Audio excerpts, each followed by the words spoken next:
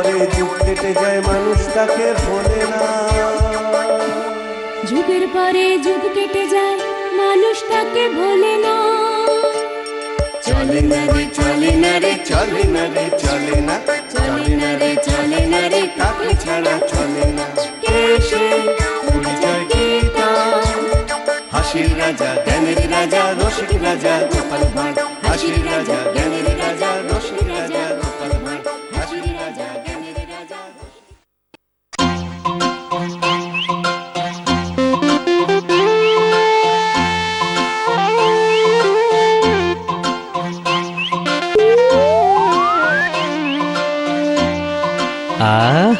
ইলিশ মাছ ভাজার গন্ধ। আহরে, কতদিন ইলিশ মাছ ভাজা দিয়ে ভাত খাইনি।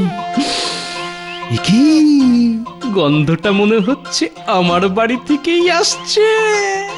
তার মানে গিন্নি নিশ্চয়।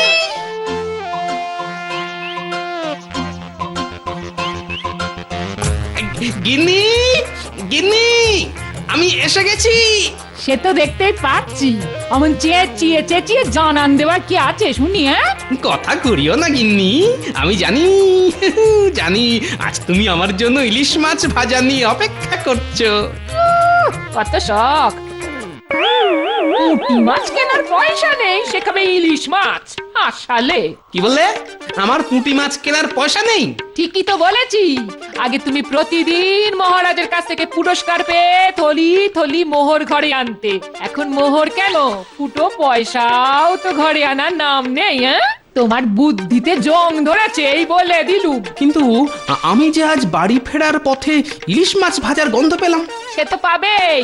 ছেঁড়া কাঁথায় শুয়ে লাখ টাকার স্বপ্ন দেখতে কার না ভালো লাগে বলো? তোমার পকেটের সাথে তোমার নাকেও ফুটো হয়েছে। কে বলেছে আমার পকেট ফুটো?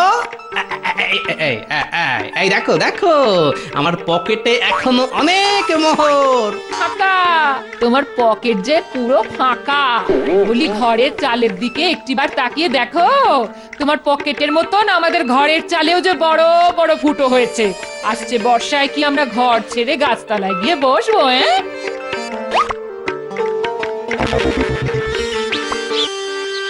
ও গোপাল দাদা, আহা ও গোপাল দাদা, আরে দাঁড়াও দাঁড়াও। বলি সকাল সকাল কোথায় যাওয়া হচ্ছে? গোপাল ভাঁড়ের তো যাওয়ার একটাই ঠিকানা ভাই, রাজসভায় যাচ্ছি। একই একই গোপাল দাদা, তোমার ঘরের চালে যে মস্ত বড় একটা ফুটো গো। আরে বাবা, তুমি তো ওই মহারাজ কৃষ্ণচন্দ্রের রাজসভার সদস্য। মাস গেলে মোটা টাকা মাইনেও পাও। তা এত টাকা না জমিয়ে এবার তো ওই ঘরটা সারানোর ব্যবস্থা করতে পারো। সকাল সকাল পিছনে ডেকে আবার বিনামূল্যের জ্ঞান দেওয়া হচ্ছে। দাঁড়া, দেখাচ্ছি মজা। আমি জানি ভাই, আমার ঘরের চালে একটা মস্ত বড় ফুটো আছে। আর বলতে সংকোচ নেই, ওই ফুটোটা আমি ইচ্ছে করেই করেছি। বলো কি গোপাল? হ্যাঁ, তুমি ইচ্ছে করে তোমার ঘরের চালে ফুটো করেছো? তোমার কি মাথার ব্যামো হলো? আর বলো না ভাই, তুমি তো জানো আমি কতটা ব্যস্ত মানুষ। আমি এতটাই ব্যস্ত যে স্নানের পর ভেজা জামা কাপড় শুকোনোর জন্য আমার হাতে সময় থাকে না। তাই আমি আমার ঘরের চালে ওই ফুটোটা করেছি। সকালবেলা স্নান সেরে ঘরে এসে দাঁড়াই, আর ওই ফুটো দিয়ে আসা সূর্যের আলো আমার উপর পড়ে। 2 মিনিটের মধ্যেই আমার পরনে থাকা ভিজে জামা কাপড় খটখটে শুকনো হয়ে যায়। আমি আবার ওই জামা কাপড় পরেই বেরিয়ে পড়ি। এতে আমার হাতের সময় অনেকটাই বেঁচে যায়। এবার চলি ভাই, না হলে রাত সভায় ঢুকতে দেরি হয়ে যাবে। এই যে বিশাল খবর, এক্ষুনি সবাইকে জানাতে হবে। এইবার গোপাল ভাঁড় হবে জব্দ। জবর খবর, জবর খবর, আজ সকালের জবর খবর। কি হয়েছে গো ভোলা ময়রা, এমন জোরে জোরে চিৎকার করছো কেন? আর বললো না, গোপাল পাগল হয়ে গেছে। সে তার নিজের ঘরের চালে ফুটো করেছে। বলো কি, এই যে বিশাল খবর, তা তোমাকে এই সংবাদ কে দিল? গোপাল আমাকে নিজ মুখে বলেছে। হ্যাঁ, জবর খবর, জবর খবর, আজ সকালের জবর খবর। ওই দেখ, কি বললো শুনলি? তাই তো ভাবছি। হতেই পারে না, গোপাল দাদু পাগল হয়ে গেছে, অসম্ভব। এবার কি হবে গুলটে? তোরা ভয় পাস না, আরে আমি তো আছি নাকি। তুই কি করবি? আমি গিয়ে গোপাল দাদুকে জিজ্ঞাসা করব, একমাত্র গোপাল দাদুই আমাদের সঠিক উত্তর দিতে পারবে। চল চল।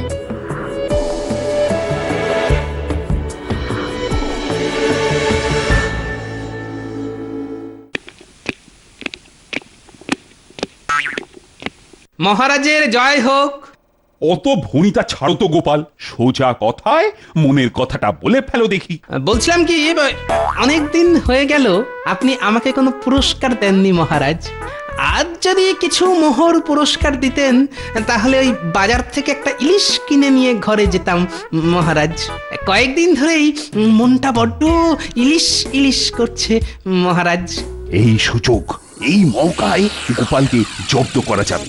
সে কি গোপাল, তুমি হঠাৎ ইলিশ মাছ খাবে বলে এমন উদ্ভট বায়না জুড়লে কেন বলো তো? গোপালের একটার পর একটা বায়না লেগেই আছে মহারাজ। কি করব বলুন, একবার যখন নাকে গন্ধ এসেছে তখন। সাবধান গোপাল, চেপে রাখো তোমার নাক, না হলে ইলিশ কিনতে ফেটে যাবে তোমার টাক। সত্যি সভাকবি, বেঁচে থাকুক তোমার ছন্দ। আগে এই সবই ওই ইলিশের গন্ধ। বাহ সভাকবি বাহ, আমি মুগ্ধ। এই নাও, এই নাও তোমার পুরস্কার।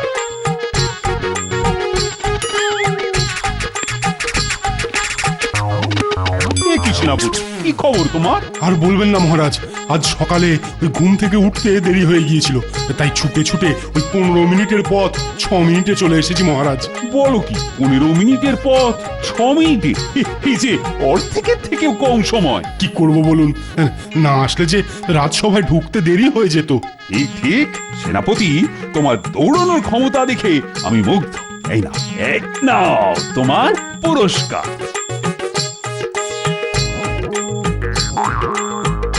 মহারাজ, আমার গণনা বলছে আর 2 মিনিটের মধ্যেই আপনার সাথে একটা ভালো ঘটনা ঘটবে। তাই নাকি রাজ্যোতিষী? তা কি সেই ভালো ঘটনা?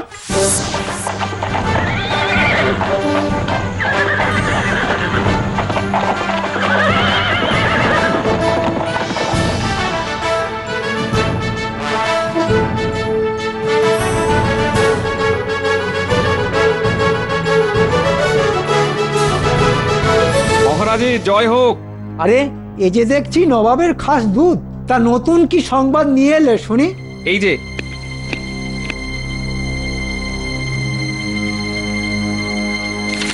কি হলো মন্ত্রী, নবাব কি লিখেছেন শুনি? মানে যদি কোনো। না না মহারাজ, খুশি সংবাদ। নবাব আপনার শস্য ঋণ মুকুব করে দিয়েছেন, সেই কথাই তো এখানে লেখা আছে। বলো কি মন্ত্রী? হ্যাঁ, এই যে খুশির খবর। ঠিক বলেছেন মহারাজ, এই সংবাদ শুনে আমিও খুশি হয়েছি। এতটা খুশি আমি আমার মাইনের পাওনার দিনও হই না। আজ আমার মনটা সত্যি অনেকটা হালকা হয়ে গেল। আমি তো আগেই বলেছিলাম মহারাজ। এই নাও রাজ্যোতিষী, এই নাও মন্ত্রী, এই তোমাদের পুরস্কার। মহারাজ, এই খুশির দিনে আনন্দ ভাগ করে নেওয়ার জন্য নিশ্চয়ই আপনি আমাকে ইলিশ মাছ কেনার জন্য একটা মোহর অন্তত দেবেন। একদম নয় মহারাজ, গোপাল সকাল থেকে কোনো কাজ করেনি, শুধু আজ কেন কোনো দিনই করে না, খালি হাত পেতে মোহর নেওয়ার ধান্দা। সব বুঝি আমি, সব বুঝি।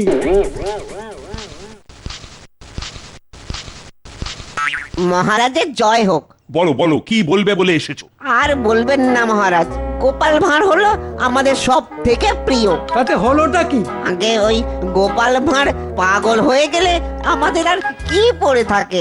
সে কি, গোপাল পাগল হয়ে গেছে? অদ্ভুত লোক তো তুমি ভোলা ময়রা, সকাল থেকে খালি উল্টো পাল্টা বকেই চলেছ। গোপাল, তুমি এত রেগে যাচ্ছ কেন? কি ব্যাপার, তুমি আমাকে বুঝিয়ে বলো তো। আজ সকালে আমার ওই গোপালের সঙ্গে দেখা হয়েছিল।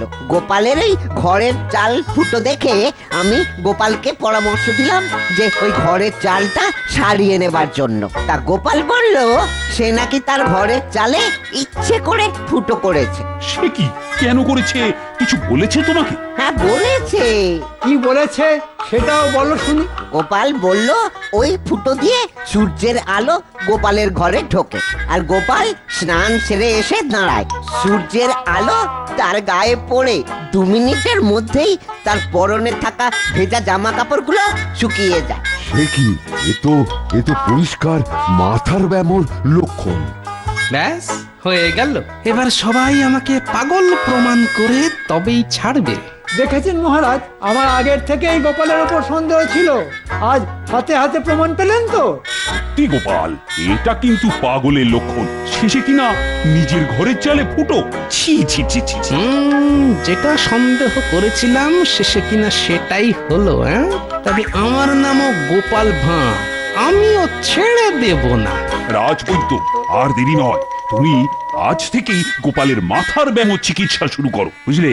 ওই গোপালের মতি গতি কিন্তু আমার মোটেই ভালো ঠেকছে না। মহারাজ একদম ঠিক বলেছেন। আমার তো মনে হয় ইলিশ মাছ খেতে চাওয়াটাও পাগলামির একটা লক্ষণ। না মহারাজ, আমি পাগল নই।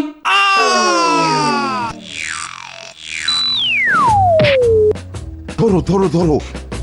গোপাল, কি হলো তোমার? চোখ খোলো গোপাল, চোখ খোলো গোপাল, চোখ খোলো।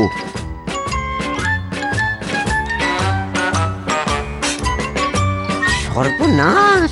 এক্ষুনি গোপালের কিছু হয়ে গেলে তো মহারাজ আমার গর্দানটাই নিয়ে নেবেন। এই তালে কেটে পড়ি। হ্যাঁ, এই তালে কেটে পড়ি। দাঁড়ো বেটা, তোমরা ঘুঘু দেখেছ কিন্তু গোপালের বুদ্ধি দেখনি। এবার দেখাবো আমার জং ধরা বুদ্ধি কেমন শান দেওয়া তলোয়ারের মতন চকচক করবে। চোখ খোলো গোপাল, আরে চোখ খোলো। এই যমরাজ, এক্ষুনি বেটাকে তুলে নাও, এ সুযোগ যেন বৃথা না যায়। চোখ খোলো গোপাল, চোখ খোলো। আরে এই রাজপুত, কিছু একটা করো। আমি ঠিক আছি। চোখ খুলেছে গোপাল, চোখ খুলেছে। এ বেটা কিছুতেই মরার নয়, কই মাছের জান। হ্যাঁ, এই মন্ত্রী, গোপালকে এক্ষুনি পালকি করে বাড়ি পৌঁছে দিয়েছো। না না মহারাজ, আমার কিছুই হয়নি। আমি একাই বাড়ি যেতে পারবো। একটু মাথা ঘুরে গিয়েছিল আর কি। ঠিক আছে, তাই যাও। রাজবৈদ্য, তুমি ওর বাড়িতে ওকে ওষুধ দিয়ে আসবে। ঠিক আছে মহারাজ। যাও যাও গোপাল, এখন বাড়ি যাও, বাড়ি যাও।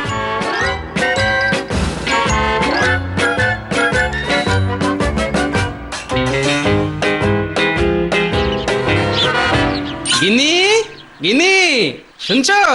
আর বেশি দিন আমাদের এই কষ্ট সইতে হবে না গো। আমার মাথায় একটা নতুন বুদ্ধির উদয় হয়েছে। ওই গো, কোথায় গেলে গো? শুনেছি। আচ্ছা শুনো, এমন চুপ করে রইলে কেন বলো তো? চুপ করে থাকবো না তো কি আনন্দে লাফাবো? একটিবার রান্নাঘরে গিয়ে দেখে এসো। কি আছে রান্নাঘরে? কই দেখি।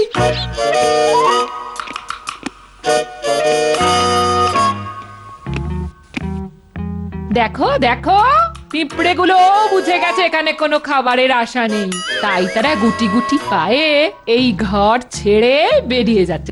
আচ্ছা, এই এক্ষুনি বাজার করে নিয়ে আসছি।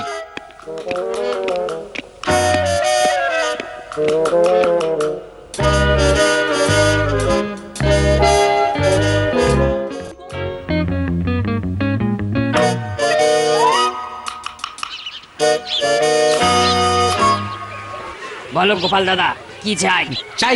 চাই 1 সের চাল আর 8 সের ডাল। এই নাও গোপাল দাদা।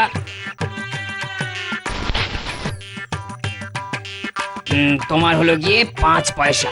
মাত্র 5 পয়সা? কিন্তু আমার কাছে যে একটা মোহর আছে। এবার তুমি বলো ভাই, ওই মোহর ভাঙিয়ে তোমাকে আমি 5 পয়সা দেব কি করে? আচ্ছা গোপাল দাদা, তুমি আমাকে পরে দিয়ে যেও। আচ্ছা ভাই, আমি চলি। হ্যাঁ,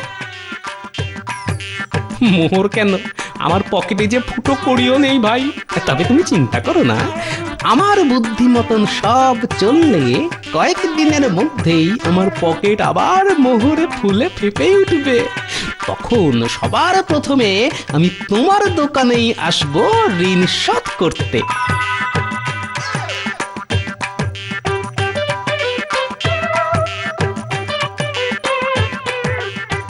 ওই দেখ গোপাল দাদু, ও গোপাল দাদু, দাদু। কিরে, কি হয়েছে? ডাকছিস কেন?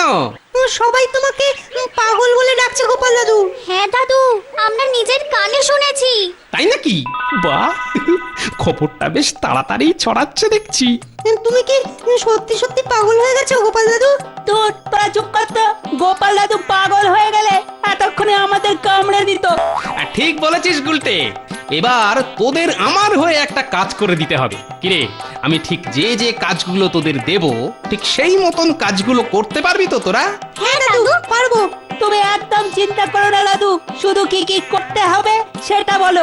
বেশ, তাহলে মন দিয়ে শোন।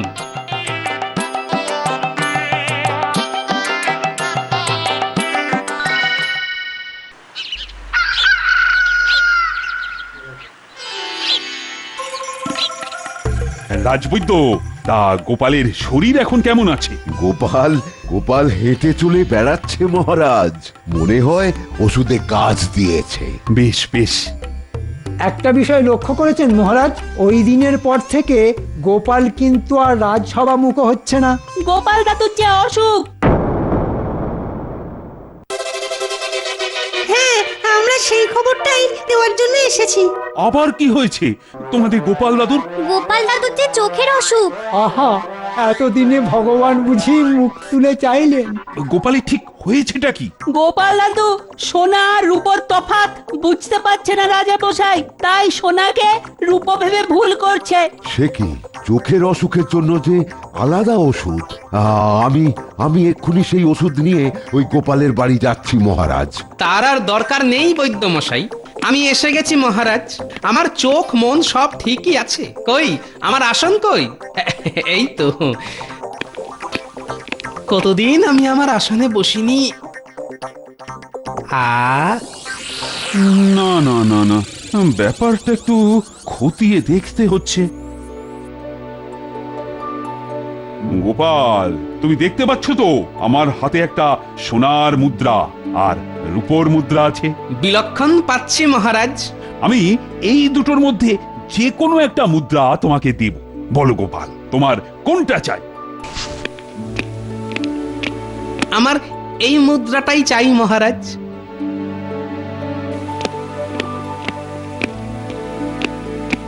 এ কি, গোপাল সোনার মুদ্রা ছেড়ে রূপোর মুদ্রাটা তুলে নিল? তাহলে কি গোপাল সত্যি পাগল হয়ে গেল নাকি?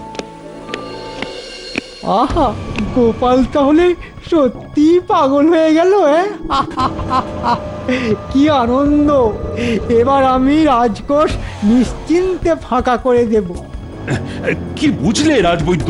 আগে আমার মনে হয় ওই গোপালের নিশ্চয়ই কোনো কঠিন অসুখ হয়েছে। আরে সে তো বুঝতেই পারছি, না হলে কেউ সোনার মুদ্রা ছেড়ে রূপোর মুদ্রা তুলে নেয়। কিন্তু এটা কি মাথার ব্যামো না চোখের?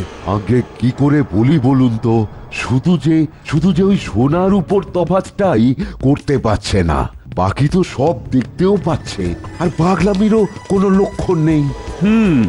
রোগটাকে বুঝলে ঠিকভাবে ধরতে হবে।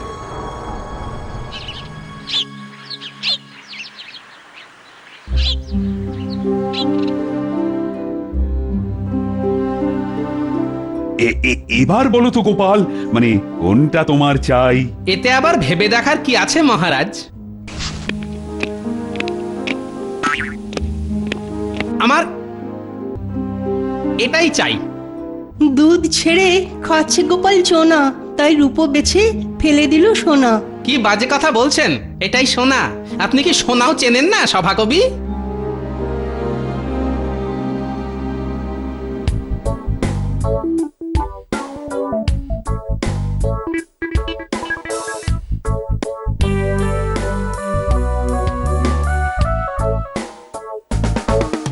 এই যে মহারাজ, এসে গেছে আপনার পাগলা গোপাল ভাঁড়। গোপাল, আজ্ঞে মহারাজ।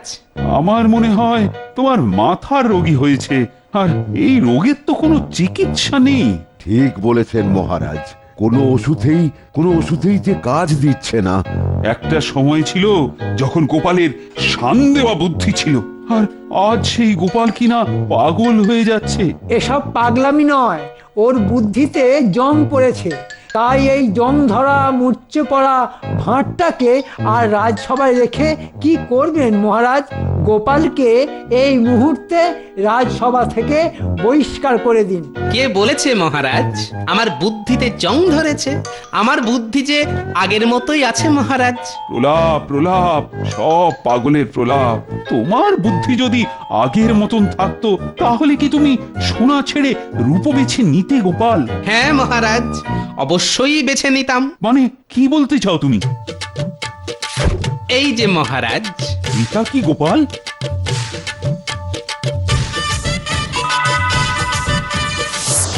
রূপোর মুদ্রা, যেগুলো আপনি আমার বুদ্ধি পরীক্ষা করার জন্য আমার হাতে দিয়েছেন। এই দেখুন মহারাজ, গুনে গুনে 12টা রূপোর মুদ্রা আছে এখানে। আমি যদি প্রথম দিনই সোনার মুদ্রা তুলে নিতাম, তাহলে কি আপনি পরের 11 দিন আমার বুদ্ধি পরীক্ষা করার জন্য আমাকে ডেকে পাঠাতেন?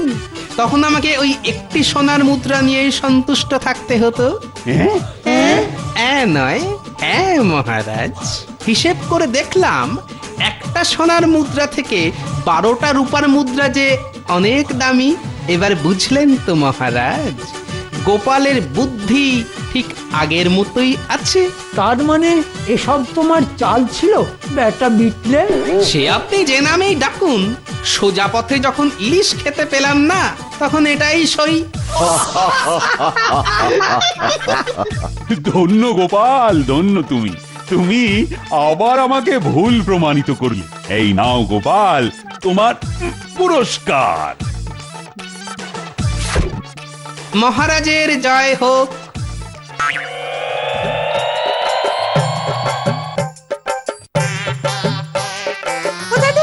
এই যে তোরা এসে গেছিস। আরে আমি এতক্ষণ তোদের কথাই ভাবছিলাম। তাহলে এবার কি করতে হবে? বাড়ি গিয়ে সকলে মিলে একসাথে কড়া করে ইলিশ মাছ ভাজা দিয়ে ভাত খেতে হবে। চল চল চল, তাড়াতাড়ি চল। কি মজা, কি মজা! গোপাল দাদু জিন্দাবাদ, গোপাল দাদু জিন্দাবাদ।